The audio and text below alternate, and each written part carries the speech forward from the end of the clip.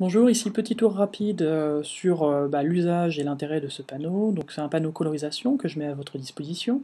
Ce panneau eh bien, reprend toute la méthodologie de préparation technique et d'export technique du livre que j'ai coécrit avec Knights sur la colorisation de BD. Donc livre d'ailleurs, dont la deuxième édition sort le 9 décembre 2010, c'est-à-dire pour moi dans quelques jours, dans 2-3 jours. Ici, vous avez tout un tas d'informations.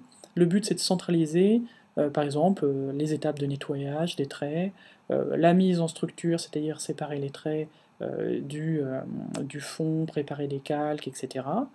Poser les aplats, et puis ensuite venir faire le modelé, et enfin donner les éléments à votre imprimeur en fonction de différentes méthodes choisies. Donc, petite démo très rapide. La possibilité de venir facilement nettoyer vos traits, donc soit de manière globale, on peut bien entendu zoomer aussi dessus assez facilement, soit de manière localisée avec des outils qui vont vous permettre, par exemple ici, d'éclaircir cette zone.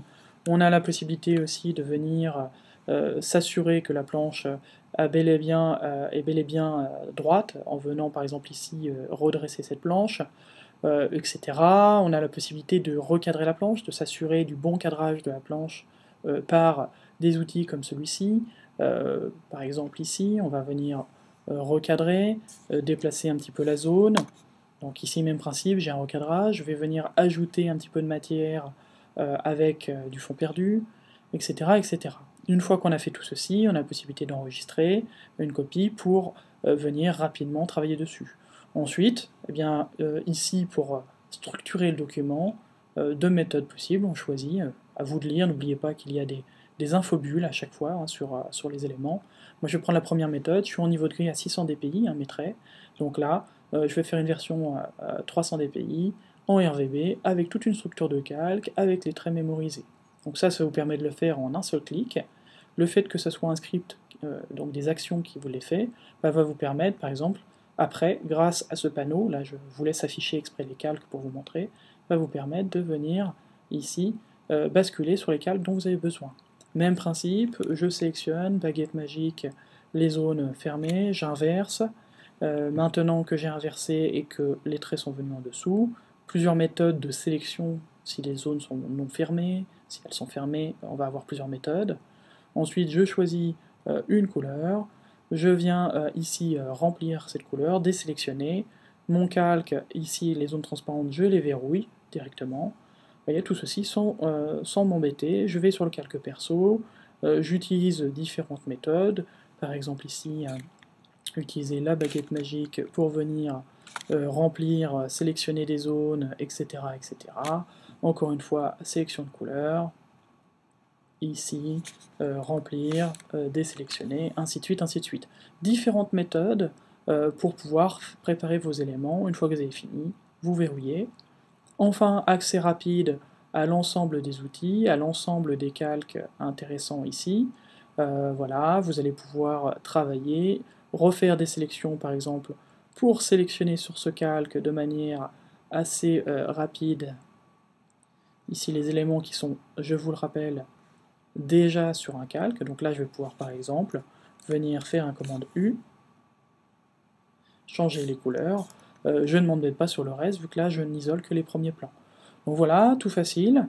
Une fois qu'on a fait tout ça, eh bien on va pouvoir venir peindre nos ombres.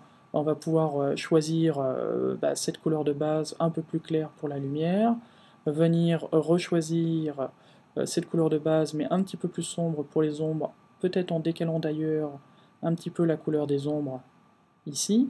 Voilà, et comme ça on va pouvoir peindre X et venir ajouter des ombres et des lumières ici. Donc plusieurs façons de faire, on peut aller chercher, au lieu d'avoir une brosse ronde ici, on peut aller chercher d'autres types de brosses ou les paramétrer, on peut aller chercher des brosses prédéfinies, ainsi que des outils prédéfinis, etc. Et puis ici, eh bien, on va avoir différentes choses, telles que par exemple d'autres outils pour aller plus loin, exemple l'outil doigt qui va nous permettre par exemple de venir faire assez facilement eh bien, des effets de drapé, hein, comme on peut le voir. On va pouvoir utiliser ici pour pouvoir venir flouter localement les bords de cet élément, si je voulais adoucir un petit peu. On va pouvoir utiliser le pinceau ici, donc vous voyez, ça vous donne un accès en fait centralisé à tout ce que vous pourrez avoir besoin. Ici, par exemple, vous voyez que je vais pouvoir remplacer la couleur en gardant cette notion que l'on a ici de luminosité si je me suis trompé localement sur une zone. Hein, là, mon nettoyage et mon remplissage n'étaient pas bons. Voilà, vous allez pouvoir utiliser le nouveau pinceau mélangeur, créer un calque à cet effet, et puis vous allez pouvoir aussi créer très très rapidement, ici, si je reviens sur mon pinceau, créer par exemple ici une forme, je fais un peu n'importe quoi, qui serait par exemple, voilà, si je prends un pot de peinture, voilà, qui serait une forme, la forme avec laquelle je veux dessiner. À partir de ce moment-là, je crée ma forme de pinceau, ça y est, je reviens ici, si je viens l'attribuer, voilà, je me retrouve bel et bien avec une forme pinceau, j'ai plus besoin de ce modèle, je l'enregistre, et je peux commencer à venir peindre,